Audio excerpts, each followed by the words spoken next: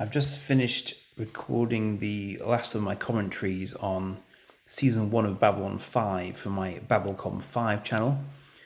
And I've been talking to some people about the video that is in front of you.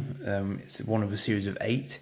So I thought whilst I'm in creative mode, I would talk a little bit about Starfleet into the bargain. Starfleet is a very, very old series. It's much older than Babylon 5. And I watched it for the first time when I was about 7. And it left a really long-lasting mark on me as a boy. It's a puppet show, but it's not a Jerry Anderson show. It was produced in Japan, dubbed into English, and it had an ongoing storyline, not unlike Babylon 5, 24 episodes in total, and it just had this really sort of long-lasting impression on me, I think, because I'd just never seen anything like it before. It came before Jerry Anderson's Terrorhawks, so it was probably the first puppet show I'd ever seen that was properly out and out set in space, had sort of Star Wars tones to it, and it had this ongoing storyline. And because it was Japanese, it was relatively dark for a kids show. I'm quite surprised to this day that it actually managed to get broadcast at all in a sort of a normal kids slot. But of course, I don't think they paid as much attention to shows that were ostensibly for kids. So this is an American NTSC format videotape case, and back in the day, this was the only way you could get all the episodes of Starfleet on a VHS videotape. And back in sort of 2000, when I was first starting my website, sfxb.co.uk, this was my only source of all the episodes of the series to take screen grabs from and so on, to try and sort of bulk out my website at that point in time. I can read you the back of this. It's quite hilarious. All the graphics here do not represent the show, although in fairness, that is actually a picture of Diex, which is a combining mecha from the show in the style of Power Rangers. But it's a puppet when it's flying in space, and it turns into a guy in a suit, basically, when it's stomping around on a planet. It was very well done, though, and as a child, you really don't notice the difference particularly. I certainly didn't. So the back scroll in the slightly Star Wars-esque style says, "Thrill to the space-bound adventures of the Starfleet as they seek to defend the Earth from the invasion of the evil Imperial Alliance. With the future of the world in the balance, Captain Shiro Hagen and his crack team of fighter pilots team up with the ingenious Dr. Ben to stop the savage fury of Makara and her insect-like henchmen. Using the secret starfighter, the X-Bomber, Dr. Ben and Captain Shiro attempt to intercept the invasion, only to crash on the moon. Will they escape with their lives? Will the Earth be saved? Find out in Starfleet Volume 1. Yeah, so largely accurate, in fairness to it. I wouldn't call the X-Bomber a starfighter. It's more akin to a battle cruiser, and it launches starfighters, 3 of them, which are the Diex fighters, which join to form Diex in its combined mode. I also wouldn't call Captain Shiro a captain. He's a cadet at best, and they're drafted in basically because it's an emergency and they're trying to respond to this massive Imperial Alliance mothership that's rocked up, demanding the return of F-01, and no one knows what it is. So X-Bomber, an experimental ship, is sent out to try and meet it, and the initial encounter does not go terribly well. That's Volume 1. This is Volume 2, entitled Revenge of the Robot. Okay, nothing to do with the actual official episode titles at all. But there you go, Revenge of the Robot. This is Makara's ship here. Obviously that's Diex in some way, shape or form, bouncing around. And that's the X-Bomber there. Not quite all of it. It's missing a bit of its nose, but largely there. Revenge of the Robot. Once again, the evil Makara has her sights set on destroying the Earth, and it's up to Dr. Ben, Shiro, Hagen and the gang to stop her. After a savage attack on the planet Pluto, it was pretty savage, Makara prepares to take over the rest of the solar system. Not really. But then she encounters Dr. Ben's latest secret weapon, the Die-X, a giant robot with incredible powers. After saving Pluto and the rest of the solar system, Shiro and company go on a thrilling search for their beloved instructor, Captain Carter. Again, not quite accurate, but episodes 4 and 5, which are the first 2 episodes on this tape, are really good together, and they were released together in the UK by Thorn EMI, I think, from memory. And they were good. They're the good action-packed episodes. They do work quite nicely together. I want to do this as a short, which is why I'm moving quite quickly. Starfleet Volume 3, Space Lava of Death, is very washed out. It shouldn't be that washed out. This is the best quality of this particular tape I could get. I've no idea what's pictured on the front there. Yeah, maybe Lamia on the right. It's not Shiro. And maybe Commander Makara on the left, but that's just kind of made up, basically. That is Commander Makara's battle cruiser.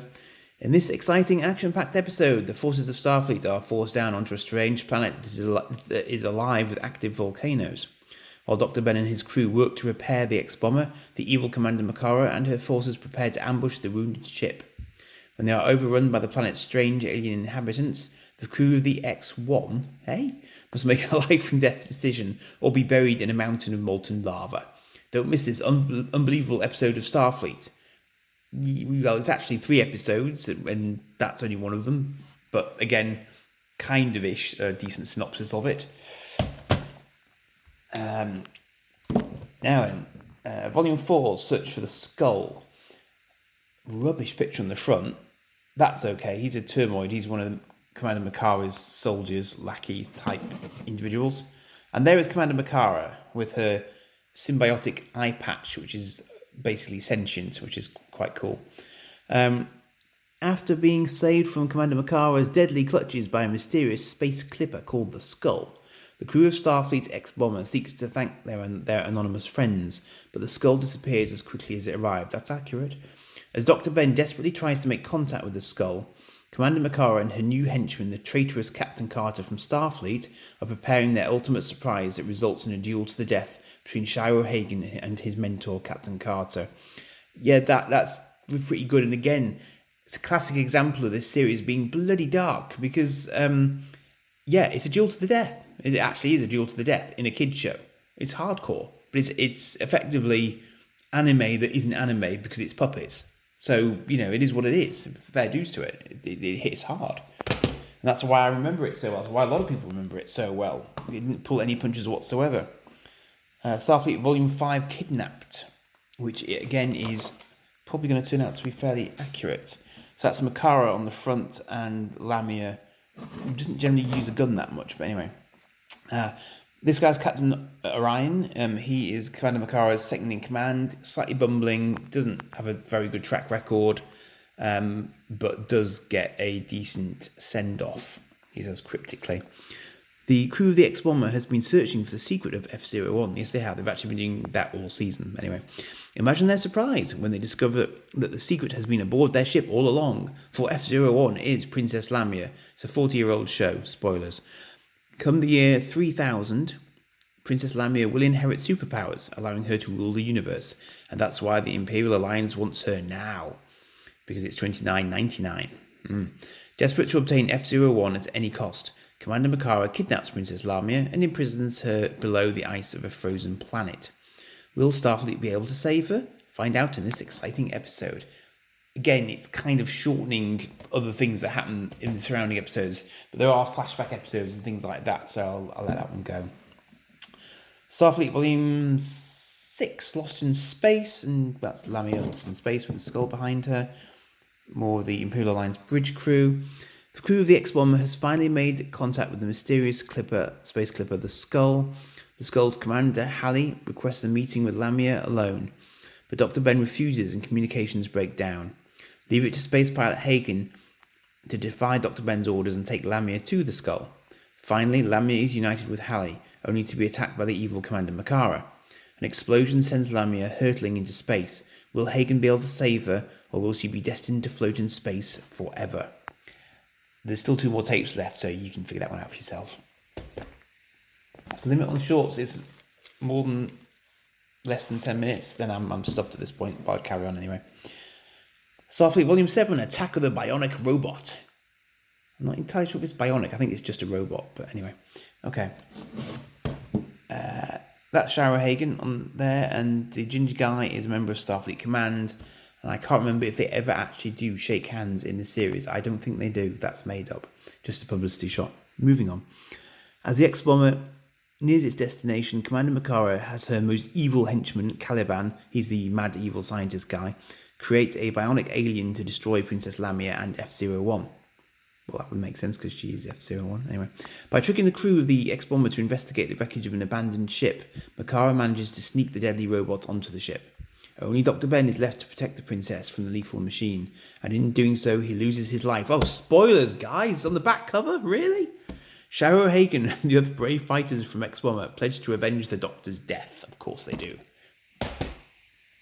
And finally, Volume 8, Showdown in Space.